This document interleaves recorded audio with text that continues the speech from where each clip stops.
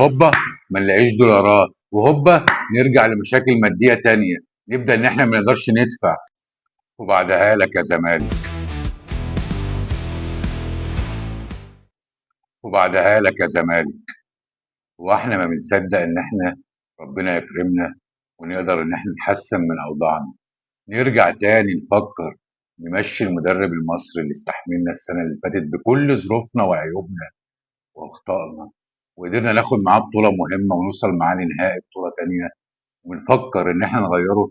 حرام عليكم، يعني معناش دولارات وعندنا قضايا بنقدر نقفي شويه منها، وعندنا وقت قيد، وبعدين نفكر ان احنا نمشي المدرب المصري ونجيب مدرب اجنبي ندفع له دولارات، وعندنا لعيبه تانية اجانب بندفع لها دولارات، وبعدين هوبا ما نلاقيش دولارات، وهوبا نرجع لمشاكل ماديه تانية، نبدا ان احنا ما نقدرش ندفع، نرجع المدرب يهرب ويسيبنا ويرفع علينا قضايا.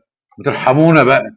وبعدها لك يا زمالك، ارحمونا الله لا يسيئكم، ارحمونا. ماله معتمد جمال؟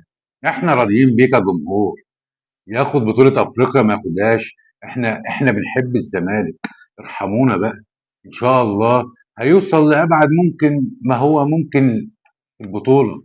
يعني انا مش عارف، ما هو كان بيلعب في افريقيا وقدر انه يوصل للنهائي بظروف صعبة جدا. يمكن ربنا يكرمه. ركزوا شوية انك تحلوا القضايا والمشاكل اللي علينا وتفكوا القيد وتجيبوا لعيبة احسن ما تجيبوا مدرب، واحنا معانا مدرب محترم عالمي ما شاء الله عليه. يكفي ان هو خد الدوري بمعجزة قصاد مدربين كتيرة اجانب ومش اجانب وظروفهم مستقرة عن النادي.